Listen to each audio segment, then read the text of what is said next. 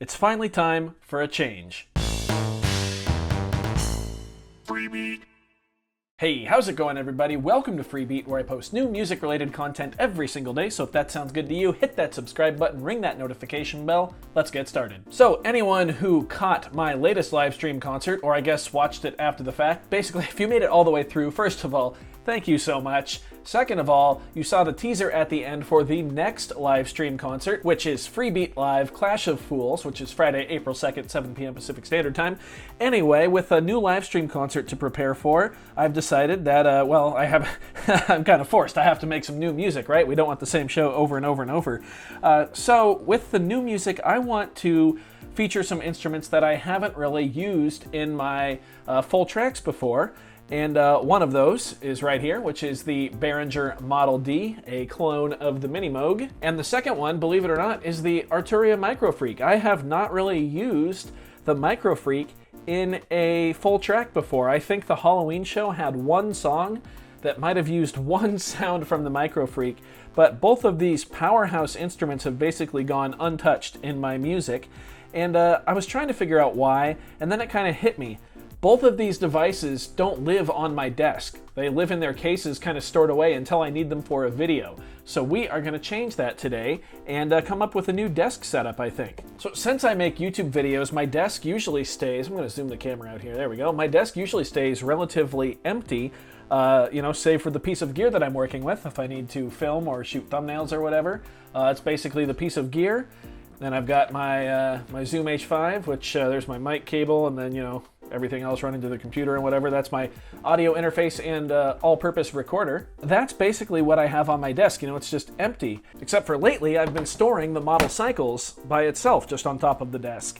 And that kind of made me realize, well, that's why I've been using the model cycles so much in my music, because that's what's been living on my desk when I'm not making videos. When I'm not filming, the model cycles is there. I usually leave it plugged in, so it's as easy as turning it on and I can jam on it. So I figured we would change up the setup a little bit on the desktop here so that maybe my go-to jam instrument could be the Model D or the Microfreak.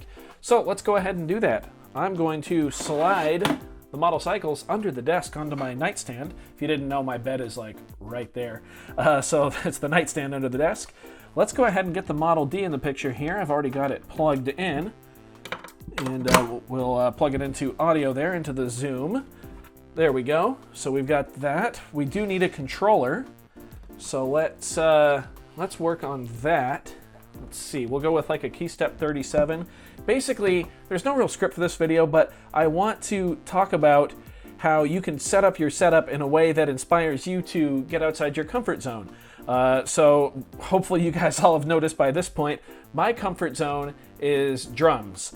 The place where I'm not comfortable is with traditional synthesizers. So this being a very powerful, probably the subtractive synthesizer in a lot of folks' opinion, I would love to get to know this better, and to do that, it's going to live on my desk, but not in a way that hinders my ability to make YouTube videos. So we've already got that plugged in. I do keep a full-size Type B USB cable always plugged in, so luckily that can power the KeyStep right there. And then right behind the camera, I always do keep a 5-pin MIDI cable dangling on a little hook, so let's get that to the MIDI in there. And then we'll throw this into the MIDI out.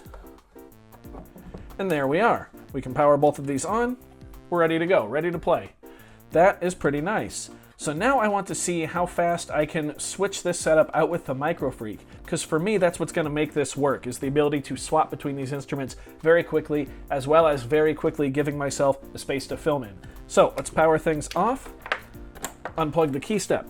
KeyStep leans against the nightstand, that's where it always goes. Let's see, MIDI cable unplugged, hang it back on its little hook right there. There we go. Now because the Model D and the Microfreak are both mono synths, my goal is just to be able to unplug the audio, leave the Model D plugged in, slide that off to the side, bring in power to the Microfreak, and have the Microfreak right here. Plug that in, flip her on, and there we go, ready to play.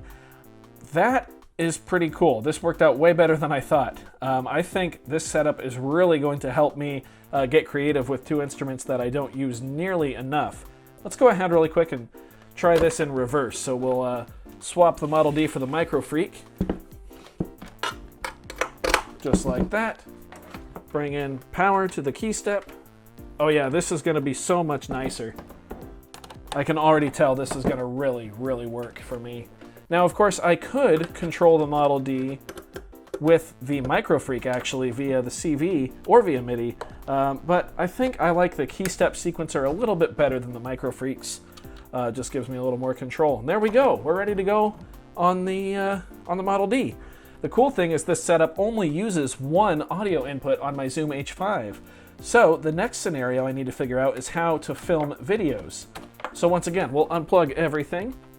I need to get really good at swapping these out, efficiently, especially as fast as my brain operates. ADHD, I just want to go boom, boom, boom, boom, boom. Move that out of the way.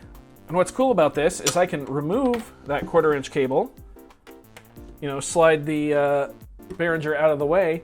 Then we can zoom in here.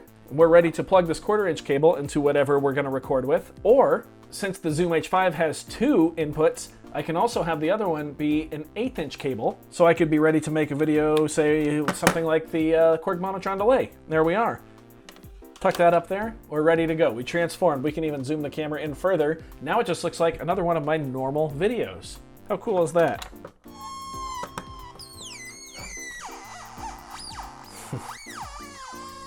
So that is very neat. I can just pull that out of the way, bring the Microfreak right in here, zoom out the camera. There's our 1/4-inch audio line right there. I'm set and ready to play. I think this is really going to help me use these 2 instruments a lot more prominently in the music for the new live show. And more importantly, I think this is going to help me take a look at how I keep my gear around me. And I think you guys should also heavily consider how you keep your gear around you, because I had no idea really in my mind that the only reason I was ignoring these awesome instruments is because it was kind of a hassle to get them set up and ready to jam with. I was only motivated to do it when I was filming a video. But now that they're just on the desk and more available, I think not only will we see a little more of them here on the channel, but I will use them a lot more off camera since it's all right here and I can just get to work with them. So I hope you guys are excited for that. Sorry this video was kind of all over the place, but it's an interesting topic, I think. We work with what we have around us, and we can definitely control that. So we can probably control how much our mind wants to use pieces of gear. So if you've got something that you don't use that often, try keeping it on your desk or on your workspace, integrate it into your setup if you can, or just have it standalone. I think that's a great way to force yourself to step outside your comfort zone. So again, I hope you guys did enjoy this one. If you did, go ahead and leave a like on it. If not, you can leave a dislike. That's okay too. Doesn't hurt my feelings, just makes me try that much harder next time. Either way, be sure to hit that subscribe button, ring that notification bell. Thank you so much for being here. Thanks for watching. We'll see you next time. Bye.